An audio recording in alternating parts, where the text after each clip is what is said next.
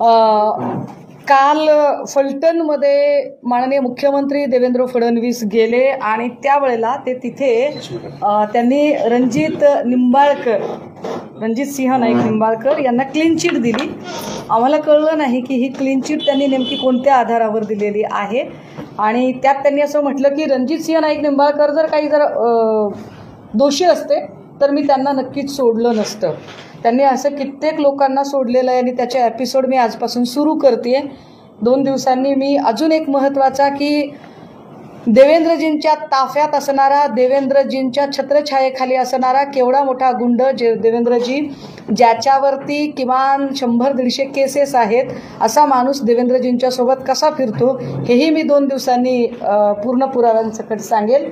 पण तुर्तास ही suicide note आहे, जी सुसाईड नोट सगळीकडे फिरली संपदा मुंडेची जी सुसाईड नोट फिरली त्याच्यामध्ये हातावर तिची सुसाईड नोट आणि दुसरं हे जे पत्र तिने इन्क्वायरीच्या संदर्भाने लिहिलेलं होतं।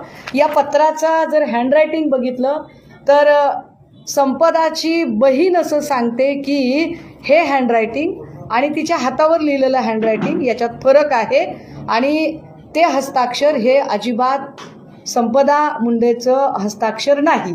हा पहिला मुद्दा। दुसरं असं की या सगळ्यांच्या मध्ये गोपाल बदने आणि प्रशांत बनकर या 2 लोकांची नावं घेतली गेली। गोपाल बदने आणि प्रशांत बनकर ही दोनही माणसं हजर झाली। मला कायम प्रश्न पडतोय की जेव्हा कधी एखादी हाय प्रोफाईल केस असते तेव्हा हाय प्रोफाईल केसमधला जो कोणी गुन्हेगार आहे, आरोपी आहे, तो स्वतःहून कसा काय तिकडे हजर होतो। एकाही हाय प्रोफाईल केसमधल्या गुन्हेगाराला किंवा आरोपीला पोलिसांनी अजिबात अटक केलेली नसते। हे फार विशेष आहे। हे नोंदवावं लागेल पुन्हा पुन्हा की जेव्हा संतोष देशमुख खून खटला झाला तेव्हा त्याच्यामध्ये वाल्मिक कराड स्वतःहून हजर, प्रशांत कोरटकर अजिबात महाराष्ट्र पोलिसांनी त्याच्यावर कारवाई केलेली नाही, त्याला बाहेरच्या लोकांनी, कर्नाटक तेलंगणाच्या लोकांनी अटक केलेली होती। अशी कितीतरी आपण गुन्हे सांगू शकू की हाय प्रोफाईल केस असेल तर आरोपी स्वतःहून अटक होतो। याचा अर्थ काय आधी 2 दिवस यांची सगळी व्यवस्थित मॅनेजमेंट होते का? आधी व्यवस्थित बाहेर येऊन बोलाचाली होते का की आम्ही आता हजर होणार आहोत आणि हजर झाल्यानंतर मग आम्हाला तुम्ही कसं बाहेर काढणार आहात ते काढा। कारण ज्या पद्धतीने प्रशांत बनकर आणि गोपाल बदने हे हजर झाले, त्यांच्या हजर होण्याच्या मागे आम्हाला खूप साऱ्या गोष्टी संशयास्पद वाटतात। या गोष्टी आम्हाला संशयास्पद का वाटतात? कारण 4 पानी सुसाईड नोटमध्ये संपदा मुंडे असं सांगतात की माझ्यावर प्रचंड दबाव येत होता, मला काही लोकांना फिजिकली फिट आहेत असं सांगितलं जात होतं।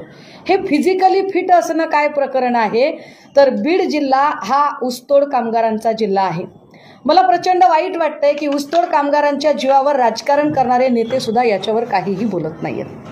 हा ऊसतोड कामगारांचा जिल्हा जिथून की राज्यभर वेगवेगळ्या साखर कारखान्यांना कामगार पोचतात आणि राज्यभर जिथे पोचतात तसेच ते उपलवेचा जो कारखाना आहे, जो रणजित सिंह नाईक निंबाळकर यांचा कारखाना आहे, याही कारखान्यावर अनेक ऊसतोडीचे मजूर आणले जातात। विशेषतः बीडमधून काही मजूर जातात। बऱ्याचदा असं होतं की ऊसतोडीचा जो मुकादम आहे त्या मुकादमाकडून काही ठिकाणी पैसे आधी उचली दिल्या जातात आणि एखादा कोयतं म्हणजे जो ऊसतोड कामगार आहे, अर्ध कोयतं म्हणजे फक्त पुरुष, पूर्ण कोयतं पुरुष आणि स्त्री। तर कधी कधी असं होतं की या लोकांकडून उचल घेतलेली आहे मात्र ही लोक निघून जातात किंवा ती कामावर थांबत नाहीत। अशा वेळेला त्यांच्याकडून वसुली करून घेण्याच्या अत्यंत आपल्याकडे काय म्हणता येईल अमानुष पद्धती आहेत। अत्यंत अमानुष पद्धतीने कारखानदार या उचली वसूल करून घेण्याचा प्रयत्न करतात। रणजित सिंह नाईक निंबाळकर यांनी आत्तापर्यंत अशा असंख्य लोकांना मेंटली टॉर्चर केलं, त्यांना उचलून आणलं, त्यांना शारीरिक मारहाण झाली, त्यांना इजा केल्या।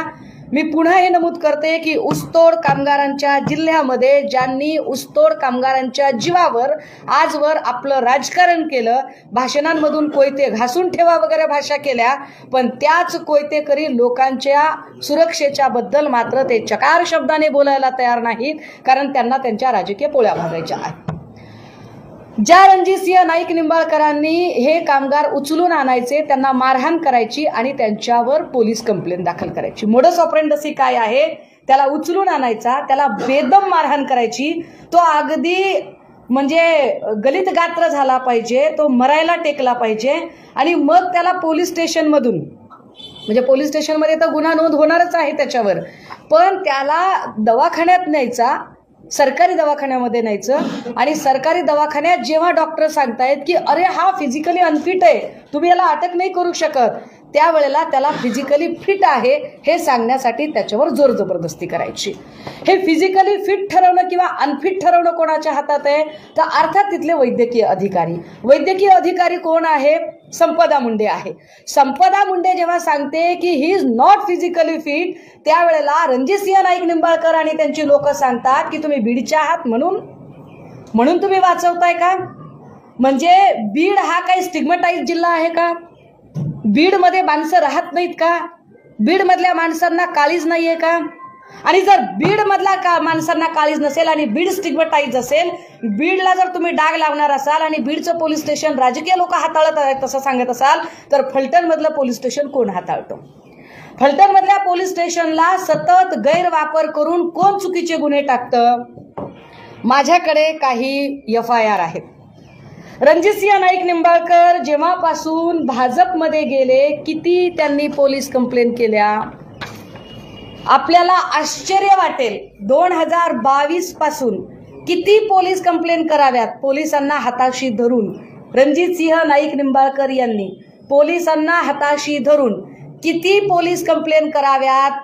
1, 2, 3, 5, 10, 25, 50, 75, 100, 125, 277 पोलीस कंप्लेंट केल्या.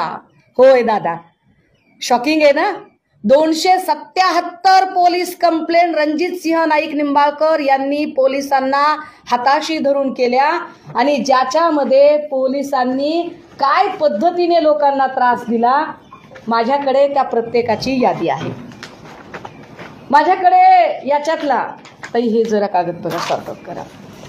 मी आपल्याला एक एक करून ज्याला ज्याला ह्या FIR पाहिजे त्या सगळ्या FIR गोळा करण्यात माझा खरा तर वेळ गेला, मला झेरॉक्स काढण्यात वेळ गेला. किती FIR कराव्यात, काय FIR घ्यायच्यात त्या घ्या. तुम्हाला हा सगळ्या FIR रणजितसिंह नाईक निंबाळकरांकडून झाल्यात. सगळीकडे फिर्यादी उपलवेचा साखर कारखाना आहे, हा सगळा FIR आहे. घ्या. नाही नाही नाही, ह्या कामगारांवरच्या आहेत. बीडच्या लोकांना काय त्रास होतो, बीडच्या लोकांना काय पद्धतीने परेशान केलं जातं, फक्त माणूस बीडचा आहे म्हणून, ती डॉक्टरीन बीडची आहे म्हणून तिचा जीव घेतला तुम्ही. ह्या किती पोलीस कंप्लेंट आहेत? ह्या सगळ्या पोलीस कंप्लेंट FIR आहेत. या कंप्लेंट नाही, ह्या FIR आहेत. या सगळ्या FIR मी तुमच्यासाठी आणल्या आहेत. याच्या सगळ्या मी तुम्हाला सॉफ्ट कॉपी द्यायला तयार आहे. किती द्यायच्या? जीव घेता एखाद्याचा आणि कुणाच्या जीवावर उड्या मारतात रणजितसिंह नाईक निंबाळकर? देवेंद्र फडणवीसांच्या. आणि देवेंद्र फडणवीस सांगणार की मी यांना क्लीन चिट देतोय. कोणत्या आधारावर क्लीन चिट दिली त्यांनी? काय त्यांनी या सगळ्या FIR बघितल्या का? अरे एका दिवशी 14 FIR दाखल झाल्यात.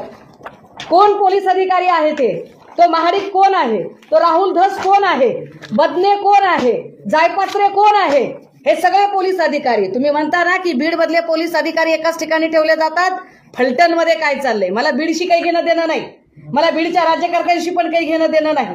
माझं स्पष्ट म्हणणं आहे की बीडच्या राज्यकर्त्यांनी सुद्धा ऊसतोड कामगार आणि त्यांच्या मतांचा गैरवापर केलेला आहे. त्यांनी त्यांच्या कल्याणाचा विचार केला नाही. पण यामुळे बीडमध्ये जो ऊसतोड कामगार आहे त्यांचा प्रश्न इथं ऐरणीवर आलाय की काय हलाकीचं आणि गुलामांचं जगणं ते जगत आहेत. अरे माणसं बॉयलरमध्ये उचलून टाकली राव. उचलला माणूस आणि बॉयलरमध्ये टाकून दिला, मरून गेला माणूस. त्याची दाद फिर्याद नाही काही. बरं, आता हे सगळं चालू असताना ही मोडस ऑपरेंडसी आहे की पोलीस स्टेशन हाताशी धरायचं, वाटेल तेवढे गुन्हे दाखल करायचे, मारहाण करायची, अगदी पोलीस स्टेशनमध्ये जाऊन पण कधी कधी मारहाण करायची आणि त्याला परत आपल्या कारखान्यावर आणायचं. पण परत कारखान्यावर आणताना डॉक्टर कसा काय डिस्चार्ज करेल? डॉक्टर तर म्हणेल की ही इज नॉट अनफिट. मग त्यावेळेला त्याला मेडिकली फिट असल्याचं प्रमाणपत्र देण्यासाठी रणजितसिंह नाईक निंबाळकर हे त्याच्यावर दबाव आणणार. पोलीस स्टेशन आणि या सगळ्यांची एक साठगाठ असते. आमचे प्रश्न काही निर्माण होतात की एक महिला डॉक्टर अर्ज करते, ती सांगते की मला अनफिट माणसाला फिट असायला सांगितलं, मी त्या माणसाला 2D इको करायला सांगितलेली आहे. तो 2D इको करायला जाणार होता, त्याचा 200च्या वर BP होता आणि मी आर्ग्यू करते, मी वाद घालते, मी काम करत नाही असं म्हणून माझी तक्रार केली गेली. डिपार्टमेंटकडे तक्रार केली गेली. मी डिपार्टमेंटला विचारलं की अरे माझ्याबद्दल काय नेमकी तक्रार आहे, तुम्ही काय कारवाई केली ती मला सांगा. आणि ती कारवाई अजिबात सांगितली जात नाही की कोणती कारवाई झालेली आहे. त्यानंतर ती वैतागते. आपण सगळे पत्रकार असण्यापेक्षा माणूस आहात, म्हणजे मला फार चिडचिड याच्यासाठी होते की वैशाली हगवणे प्रकरणात पण हेच झालं होतं. हगवणे प्रकरणात त्या माऊलीने आत्महत्या केली आणि तिचं कॅरेक्टर असोसिएशन केलं. वैष्णवी हगवणे प्रकरणातही तिचं कॅरेक्टर असोसिएशन केलं. सेम मोडस ऑपरेंडसी आता करताय. सेम आताही संपदा मुंडेचं कॅरेक्टर असोसिएशन करण्याचा प्रयत्न केला जातोय. तिचं चारित्र्य ठीक नव्हतं, ती कोणाला तरी भेटत होती, तिचे काय संबंध होते, असा गलिच्छपणा चाललेला आहे. लाज वाटली पाहिजे या सगळ्यांना की तुम्ही एखाद्याच्या मेल्यानंतर तुम्ही त्याचं कॅरेक्टर असोसिएशन करताय. बरं, साधा प्रश्न आहे माझा की एखाद्या गावात जेव्हा आम्ही राहतो आणि त्या गावात आमचं घर असतं त्यावेळेला आम्ही त्याच गावात हॉटेल घेऊन राहत नाही. संपदा मुंडे रात्री 1 वाजता त्या हॉटेलमध्ये गेलीच कसं काय? ताई हॉटेलचा फोटो द्या मला जरा. संपदा मुंडे त्या हॉटेलमध्ये गेली कशी काय? हे हॉटेल आहे, हॉटेल मधुदीप. या हॉटेलमध्ये रात्री 1 वाजता संपदा मुंडेला एंट्री का दिली? एकट्या महिलेला हॉटेल मिळतं असं मला तरी माहीत नाही. काय हिची एंट्री कायदेशीर पद्धतीने घेतली होती, सही होती, सगळे डॉक्युमेंट ते घेऊन गेले असं सांगतायत. मी हेही डॉक्युमेंट मागितले पण ते डॉक्युमेंट घेऊन गेले असं सांगत आहेत. ते याच्यावर एका चकार शब्दाने बोलत नाहीयेत. आता ती का गेली रात्री 1 वाजता? तिला काय गरज पडली स्वतःचं घर असताना त्या हॉटेलमध्ये जायची? हे हॉटेल कुणाचं आहे ते जरा सांगितलं पाहिजे मी. हे हॉटेल भोसले नावाच्या माणसाचं आहे. कोण आहे हा भोसले? हा भोसले रणजितसिंह, हा इकडचा भोसले आहे. रणजितसिंह नाईक निंबाळकर आता जेव्हा इलेक्शन लढतील तेव्हा भाजपाचा संभाव्य नगराध्यक्ष पदाचा हा उमेदवार आहे. याच्या बाजूला अजून एक माणूस आहे, यांचं नाव आहे जयकुमार गोरे. काल जयकुमार गोरे त्यांच्या स्टेजवर होते. जयकुमार गोरेवरही एका महिलेने फार आरोप केलेले आहेत. लक्षात घ्या, जयकुमार गोरे बाजूलाच राहतात. जयकुमार गोरे, भोसले, रणजितसिंह नाईक निंबाळकर सगळे एका फ्रेम मध्ये दिसत आहेत. आणि या माणसाचे हे हॉटेल आहे. ये रिश्ता क्या कहलाता है. का या हॉटेलवर बोलावलं होतं? हॉटेलवर बोलावलं होतं की गेली होती? हॉटेलवर बोलावलं असेल तर कशासाठी बोलावलं होतं? जर तिची बहीण सांगते की ते हस्ताक्षर तिचं नाहीच आहे तर तिच्या हातावर कुणी लिहिलं? काय संपदा मुंडेचा जीव गेला का? काय संपदा मुंडेची हत्या झाली का? संपदा मुंडेने आत्महत्या केली की संपदा मुंडेने हत्या केली? हत्या झाली. तुम्ही म्हणाल की मी डायरेक्ट आत्महत्या आणि हत्या यावर का बोलतेय? मी यावर आपल्याला 2 व्हिडिओ दाखवले पाहिजेत. जर आपल्याला आठवत असेल याच्या आधी एक काय म्हणता येईल त्याला, साधारणतः 2 वर्षांपूर्वी ननावरे नावाचं नाव तुम्हाला आठवत असेल. नंदकुमार ननावरे. कोण नंदकुमार ननावरे? आमदार कलानी यांचा पीए. नंदकुमार ननावरे आणि त्यांची बायको हे प्रचंड त्रस्त झाले आणि त्रस्त होऊन त्यांनी सांगितलं की बाबा आमचं कुणीच ऐकून घेत नाहीये आणि आमच्याकडे आत्महत्या करण्याशिवाय काहीही पर्याय नाहीये. हा आहे नंदकुमार ननावरे.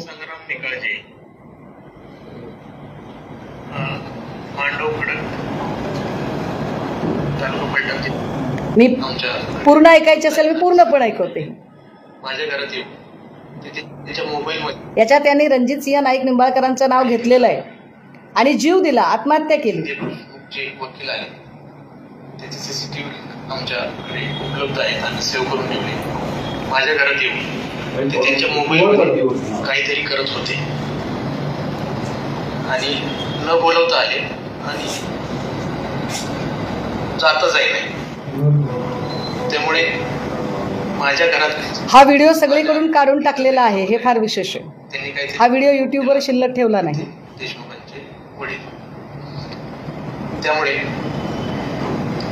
आम्हाला त्याच्या म्हणजे इतक्या पद्धतशीरपणे टॉर्चर केलंय आणि इतकं फुल प्लॅन केलेलं असल्यामुळे आणि त्याच्यामुळे आता आम्हाला आत्महत्या करण्याशिवाय पर्याय उरलेला नाही. दुसरं बाकी इतर गुन्ह्याबद्दल मला जास्त काही बोलायचं नाही.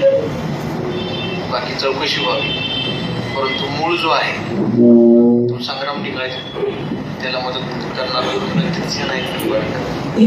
परत एकदा ऐका. मला जास्त काही बोलायचं नाही.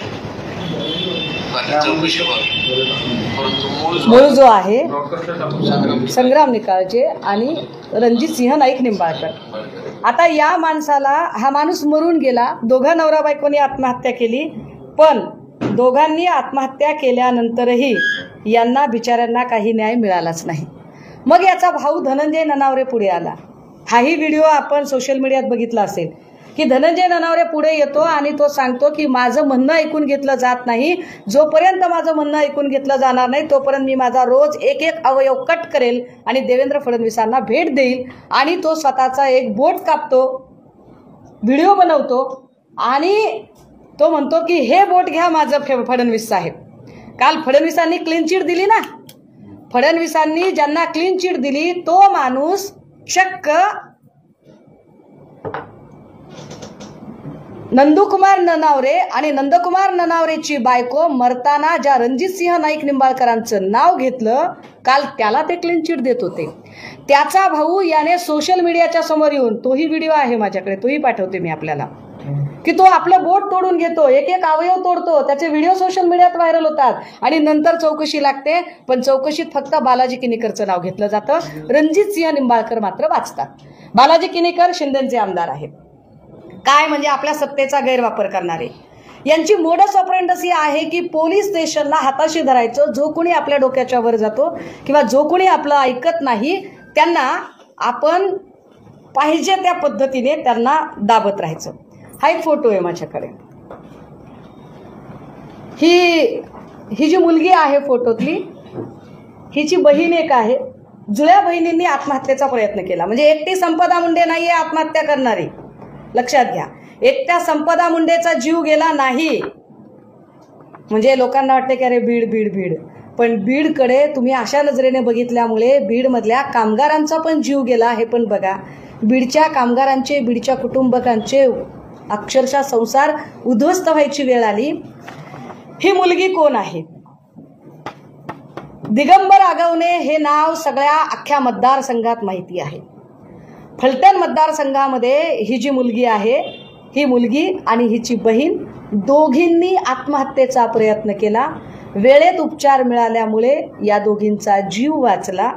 आत्महत्येचं कारण काय बाई, सांग तुझं नाव. नमस्कार, वर्षा दिगंबर आगवणे, दिगंबर आगवणेंची मोठी कन्या. 9 ऑगस्ट 2022ला वडिलांना अटक झाली.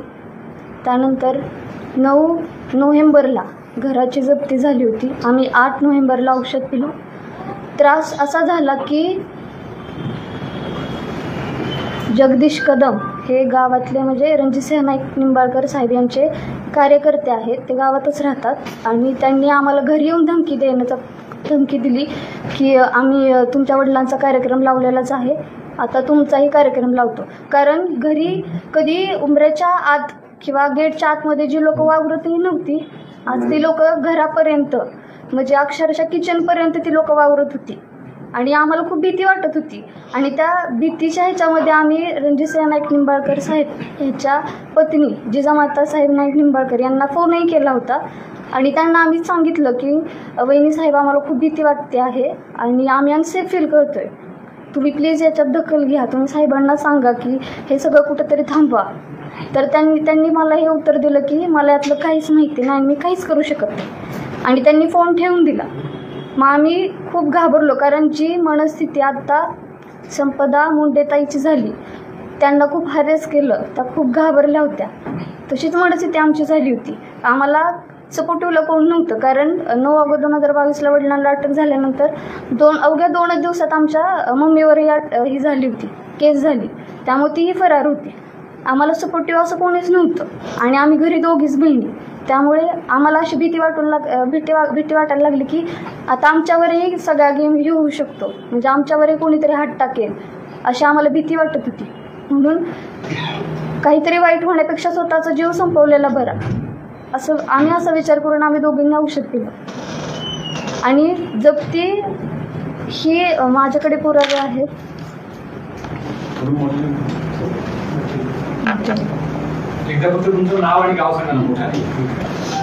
माझं नाव वर्षा दिगंबर आगवणे, मी फलटणची. आगवणे हे सेंट्रल बँक ऑफ इंडिया हे सगळे प्रॉपर्टी आहेत ज्या की तारण नाही आहेत, त्यासुद्धा सील केल्या गेल्या आहेत. हे सगळे आहेत. हा विषय असा आहे, दिगंबर आगवणे आणि रणजितसिंह नाईक निंबाळकर यांची अनेक व्यवसायांमध्ये भागीदारी होती. दिगंबर आगवणेला न सांगता रणजितसिंह नाईक निंबाळकर यांनी त्यांच्या अनेक प्रॉपर्टी बँकेला तारण ठेवल्या.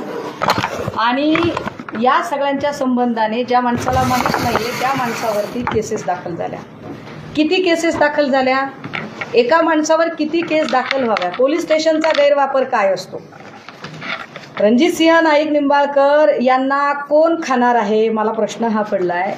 रणजितसिंह नाईक निंबाळकरांना सिक्युरिटी कशासाठी दिली आहे? देवेंद्र फडणवीसांनी याची उत्तरं दिली पाहिजेत की रणजितसिंहला मुळात सिक्युरिटी कशासाठी आहे? कुणापासून भीती आहे रणजितसिंह नाईकांना की एका पडेल खासदाराला तुम्ही एवढी सिक्युरिटी दिलेली आहे? ही सिक्युरिटी कशासाठी आहे? ही लोकांना घाबरवण्यासाठी आहे? कारण ज्या केसेस दाखल केल्या, एकूण 24 गुन्हे दाखल झाले. महत्त्वाचं, ही पोरगी, ह्या ताई, ती तिकडे ती व्हिडिओ करते, ती ताई, तिचा नवरा मेलेला आहे. हे सगळी बाया पोर आहेत. यांनी काय खून केलाय का? अपहरण केलंय का? खंडणी मागितली आहे का? दरोडा टाकलाय का? चोरीमारी केली आहे का? यांच्यावर मकोकासारखा गुन्हा आहे. काय पोलीस स्टेशनचा गैरवापर होऊ शकतो की यांच्यावर मकोकासारखा गुन्हा आहे? ताई, गुन्हे सांगा आता तुम्ही. हां, नमस्कार. मी जयश्री दिगंबर आगवणे, फलटण पंचायत समिती सदस्य, दिगंबर आगवणेंची पत्नी. तर आज जो फलटणमध्ये जो प्रकार घडला, आज 4 दिवस झालं बातम्या बघतोय. जो डॉक्टर संपदाताईंबरोबर जे घडलं ते आम्ही 2 वर्ष झालं त्या ह्याच्यातून जातोय. 3 वर्ष झालं घरापासून घरदार सगळं जप्ती केलेलं. म्हणजे सत्तेचा दुरुपयोग करून त्यांनी सगळी जी प्रॉपर्टी तारण नाही ती तारण केली. आणि आज 9 ऑगस्ट 2022ला माझ्या पतीवरती एका गुन्ह्यामध्ये चौकशीसाठी बोलवलं, दिवसभर बसवलं आणि 5 वाजता अरेस्ट म्हणून सांगितलं, जे की त्याच्यात इंट्रीम बेल होता. आणि त्यांनी म्हणजे प्रशासनाचा आणि सत्तेचा पुरेपूर फायदा घेऊन आमच्यावरती 25 गुन्हे दाखल केलेत. हे रीतसर गुन्हे आहेत.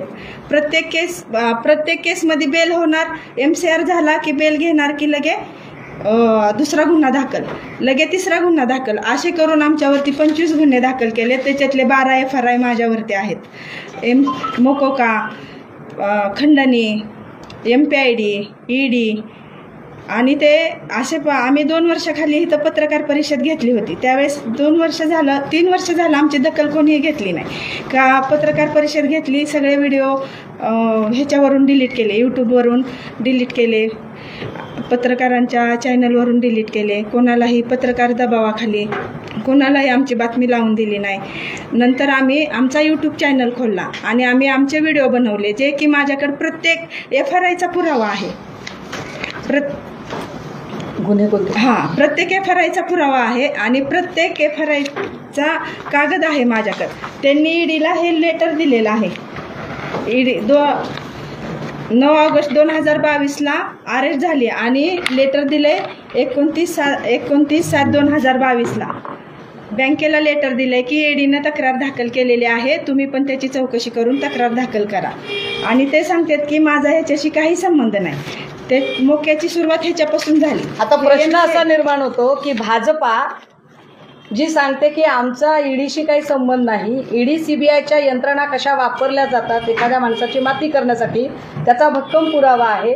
मुळात ईडीने काय कारवाई केली, ईडीने काय चार्जशीट दाखल केली, ईडी कोणत्या स्टेटसला आहे आता, हे बाहेर कुणालाही कळायचं कारण नाही. पण तरी सुद्धा या केसमध्ये ईडीला स्वतः रणजितसिंह नाईक निंबाळकर पत्र लिहून सांगतात की याच्यावर कारवाई झाली पाहिजे. रणजितसिंह नाईक निंबाळकर ईडीला सगळी माहिती देतात आणि त्यांच्या हे लक्षातच येत नाही आणि हे पत्र माहिती अधिकाराखाली नंतर आम्हाला बाहेर मिळतं. म्हणजे रणजितसिंह नाईक निंबाळकर एक पडेल खासदार काय पद्धतीची ताकद वापरतात आणि ती ताकद वापरून फक्त तो भाजपच्या वळचणीला माणूस आहे म्हणून त्याच्या संबंधाने कुठलीही चर्चा गवगवा केला जात नाही. आणि मुख्यमंत्री महोदय सरळ सरळ क्लीन चिट देतात. मुख्यमंत्र्यांची कालची क्लीन चिट म्हणजे पोलिसांनी तपास थांबवावा याचे एका अर्थाने अलिखित संकेत आहेत. हे अलिखित संकेत का दिले जातात? प्रश्न असा निर्माण होतोय की ज्या संपदा मुंडेंचा जीव गेलेला आहे, आमचा पहिला तर हा त्याच्यातला प्रश्न आहे की संपदा मुंडेचा मुळात आत्महत्या झाली की हत्या झाली. आम्हाला दाट संशय आहे की संपदा मुंडेची हॉटेलवर बोलून हत्या झालेली आहे. संपदा मुंडेंची हत्या करण्यामध्ये फक्त गोपाल बदने आणि प्रशांत बनकरच आहे की अजून कुणी लोक आहेत? हे दोनच चेहरे आपल्याला दिसत आहेत, पण बाकीचे म्हणजे ज्यांची नावं मी मगाशी घेतली या सगळ्या लोकांच्या चौकशा झाल्या पाहिजेत. ज्या चौकशांमध्ये मी कदाचित ती नावं विसरून जाईल म्हणून मी काही नावं मगाशी घाईघाईने लिहिली होती की ही जी सगळी नावं आहेत यांच्यामध्ये काय त्या सगळ्या लोकांना भाऊबीजेचा दिवस होता त्याच्या 3 दिवस आधी संपदा मुंडे आपल्या बहिणीला सांगते की माझं कास्ट सर्टिफिकेट व्हेरीफाय करायचंय, ते कास्ट सर्टिफिकेट घेण्यासाठी मी येणार आहे. म्हणजे जी पोरगी पुढच्या 8 दिवसाच्या तिच्या कामांचं प्लॅनिंग करते ती पोरगी जीव कसा काय देऊ शकते? मुद्दा क्रमांक 1. दुसरं असं की ती आत्महत्या नसून हत्या आहे असं आम्हाला का वाटतं, तर तिची बहीण सांगते की ते हस्ताक्षर जुळत नाही. तिसरं असं की हॉटेलमधून हॉस्पिटलमध्ये तिला नेण्याची एवढी, एक तर ती हॉटेलमध्ये कशी सापडली, चौथं तिचे नातेवाईक आलेले नव्हते तोपर्यंत तिची डेड बॉडी उचलण्याची घाई का केली? का तिची डेड बॉडी उचलली? की फक्त ती बीडची आहे म्हणून, तिचं आडनाव मुंडे आहे म्हणून? म्हणजे एक मुंडे आडनाव जर तुम्हाला कुठेतरी आरोपांच्या कक्षेत सापडलं तर तुम्ही सगळ्या मुंडेंकडे तसंच बघणार का? तुम्ही सगळ्या वंजारी समाजाकडे तसंच बघणार का? माफ करा, मी कधी जातीचं राजकारण करत नाही, पण ज्या पद्धतीने एका मुलीचं कॅरेक्टर असॅसिनेशन केलं गेलं, मला आश्चर्य वाटते की काही पत्रकार बूम घेऊन जात आहेत आणि बदनेच्या कुटुंबाचे इंटरव्ह्यू करतात. बदनेच्या, अरे गुन्हेगाराचं उदात्तीकरण करता तुम्ही. बदनेच्या कुटुंबाचे इंटरव्ह्यू केले जातात, त्याच्यामध्ये तो कोण दुसरा आहे बनकर त्याच्या कुटुंबाचे इंटरव्ह्यू केले जातात. आणि इंटरव्ह्यू करणाऱ्यांचं म्हणणं दाखवताना सारासार विवेक वापरला जात नाही की जर त्या बाईचं खरं असेल तर ती तोंड बांधून का बोलतेय? तिला तोंड बांधायचं काय अधिकार आहे? म्हणजे जिच्याबद्दल इतकं वाईट झालं तिचं नाव अक्षरशः तुम्ही मात्र उधळावं तसं उधळून टाकलं. आणि जी मखलाशी करत एक महिला बोलते ती तिचा चेहरा झाकून बोलते, त्याच्यात काहीही सस्पेक्टेड वाटत नाही. किती लोक आहेत, माझा कुणाकुणावर संशय आहे, मला काही नावं सांगायची आहेत. याच्यात फक्त बदने आणि बनकर हे स्वतःहून आले. कदाचित त्यांना सांगून ठेवलंय का की तुला थोडा दिवस त्रास होईल पण नंतर आम्ही बाहेर काढू? याच्यामध्ये सुसाईड नोट गायब झाली आहे का? कारण जी पोरगी 4 पानाचं पत्र लिहू शकते तेही स्वतःच्या हस्ताक्षरामध्ये की तिला काय त्रास होतो हे तिच्या वरिष्ठांना लिहू शकते, काय ती पोरगी कागदावर सविस्तर सुसाईड नोट लिहिणार नाही? जी पोरगी एवढं मोठं पत्र 4 पानाचं पत्र लिहू शकते ती पोरगी हातावर 4च ओळी कसं काय लिहिली? आणि तेही तिच्या हस्ताक्षरात नाही असं सांगितलं जाते. हँडरायटिंग वेगळी सांगितलं जाते. बनकर आणि बदने दोन्ही प्रकरण पूर्णतः वेगळे आहेत का? यांची नावं टाकून दिशाभूल करण्यात आली आहे का? खरा तपास त्या 4 पानी खुलासा पत्रावरून हवा. रणजितसिंह नाईक निंबाळकर चौकशीच्या कक्षेत आलेच पाहिजेत. कारण रणजितसिंह नाईक निंबाळकरांच्या संबंधाने मी एक नाही अनेक प्रकरणं सांगितली आहेत. एवढ्या सगळ्या FIR ज्या दाखल झाल्या, ज्या बीडच्या ऊसतोड कामगारांवर दाखल झाल्यात, हे सगळ्या त्या आहेत. या सगळ्यांच्या सॉफ्ट कॉपी मी द्यायला तुम्हाला तयार आहे. मी नंदकुमार ननावरेचं प्रकरण सांगितलं, ज्याच्यात आत्महत्या करण्याच्या आधी त्याने रणजितसिंह नाईक निंबाळकरांचं नाव घेतलं, पण रणजितसिंह वाचले त्याही वेळेला. मी आत्महत्येचा प्रयत्न केलेल्या दोन्ही पोरी आगवणेंच्या, त्या पोरी इथे हजर केल्या आहेत. ज्या पोरींच्यावर अक्षरशः त्यांच्या अंगावर हात टाकला जाईल इथंपर्यंत त्यांच्या मनामध्ये दहशत निर्माण केली. आपल्या घरात आपली आई नाही, बाप नाही, आपल्या आईबापांनाही देशोधडीला लावले. आता आपण जर आपल्या आबरूवर जर हात टाकला तर काय करावं, त्यापेक्षा आपण मेलेलं बरं असं म्हणून 2 पोरी आत्महत्येचा प्रयत्न करतात. याबद्दल काय? याच्यामध्ये रणजितसिंह नाईक निंबाळकरांचे 2 PA रोहित नागटिळक, राजेश शिंदे चौकशीच्या कक्षेत आले पाहिजे. डॉक्टर अंशुमन धुमाळ, जो अंशुमन धुमाळ हा तिथला हेड आहे, ज्या डॉक्टर अंशुमन धुमाळकडे तक्रार केलेली होती, ज्याला माहीत होतं. तत्कालीन DYSP राहुल धस, हे राहुल धस सुद्धा चौकशीच्या कक्षेत आले पाहिजे. यांच्याकडे 3 वेळा संपदाने तक्रार केलेली आहे. जी पोरगी एक फायटर स्पिरिट घेऊन आहे, जी पोरगी माझ्यावर काय तक्रार झाली याची मला माहिती मिळावी अशी स्वतःच माहिती अधिकाराखाली माहिती मागवते, तिने खरंच आत्महत्या केली असेल. याच्यानंतर PI सुनील महाडिक याला चौकशीच्या कक्षेत आणलं पाहिजे. हे सगळे लोक सहकार्य करत नव्हते. फलटण ग्रामीणचे परत API जायपात्रे, PSI पाटील यांना का चौकशीच्या कक्षेत आणायचे, तर API जायपात्रे आणि PSI पाटील हे दोघेही जण तिला कायम तू बीडची आहेस, तू गुन्हेगारांच्या जिल्ह्यातली आहेस असं म्हणून तिला मेंटली टॉर्चर करत होते. API जायपात्रे आणि PSI पाटील यांच्याबद्दल सदरील महिलेने अनेकांना त्या संबंधाने माहिती दिली होती आणि तिची ती माहिती त्या 4 पानी पत्रामध्येही आहे, ज्यात ती सांगत आहे की मी बीडची आहे म्हणून मला त्रास होत होता. म्हणजे की तू बीडची आहेस, तू गुन्हेगारांच्या जिल्ह्यातली आहेस, तुझा आडनाव मुंडे आहे, त्यामुळे तुझं म्हणणं कुणी खरं धरणार नाही आणि तुझं काही झालं तरी तुझ्याकडे कुणी बघणार नाही, तुला कुठलीही सहानुभूती मिळणार नाही.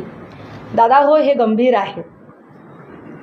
अमुक एका जिल्ह्यातलं कुणीतरी येतं आणि त्याचा जीव चालला तरी तुला सहानुभूती मिळू शकत नाही, कारण तुझा जिल्हा इतका बदनाम झालेला आहे, तुमची माणसं इतकी बदनाम झालेली आहेत, तुमचं आडनाव इतकं बदनाम झालेलं आहे की तुम्हाला कुठलीही सहानुभूती मिळणार नाही.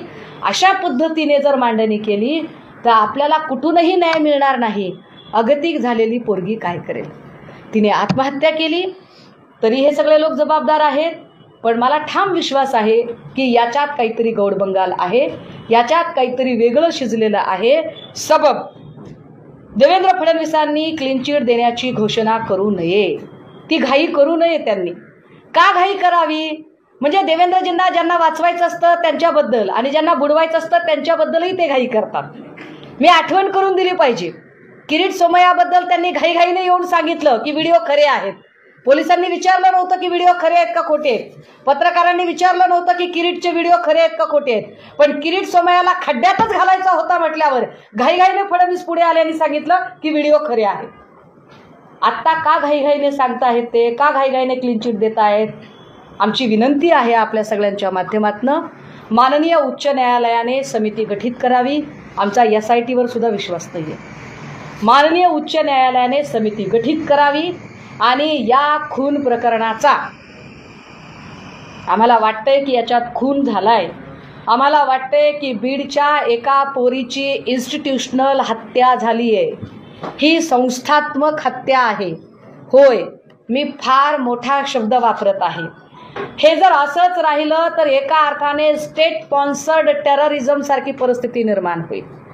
ज्या पद्धतीने तुम्ही एक बीडचं एक चित्र निर्माण केलंय, त्यामुळे बीडचा कुठलाही माणूस न्याय मागायला पुढे येणारच नाही की अरे बाबा आधीच आपण गुन्हेगार आहोत किंवा आधीच आपल्याला गुन्हेगार म्हणून बदनाम केलं गेलंय तर आपण कशाला न्याय मागायचा.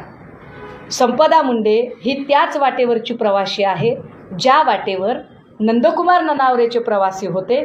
नंदकुमार ननावरेंची पत्नी गेली, नंदकुमार ननावरेचा भाऊ धनंजय ननावरे ज्याने आपला एक एक अवयव कापून फडणवीसांना भेट दिला, ज्या वाटेवर अगवणेंच्या 2 पोरींनी आत्महत्येचा प्रयत्न केला आणि ज्या वाटेवर मला या सगळ्या गोष्टी चौकशीच्या कक्षेत याव्यात, वाल्मिक कराडच्या वेळेला आल्या ना सगळ्या चौकशीच्या कक्षेत, किती बँका बुडवल्या रणजितसिंह नाईक निंबाळकरांनी आतापर्यंत, किती बँकांकडून कर्ज घेतलं, रणजितसिंह नाईक निंबाळकरांच्या उपलवेच्या कारखान्यामध्ये बॉयलरमध्ये किती लोकांचे घातपात झाले, बॉयलरमध्ये किती लोक पडली का पाडली, या सगळ्याच गोष्टींच्या आता निपटारा झाला पाहिजे. आणि जोपर्यंत निपटारा होत नाही तोपर्यंत हा प्रश्न आम्ही लावून धरू.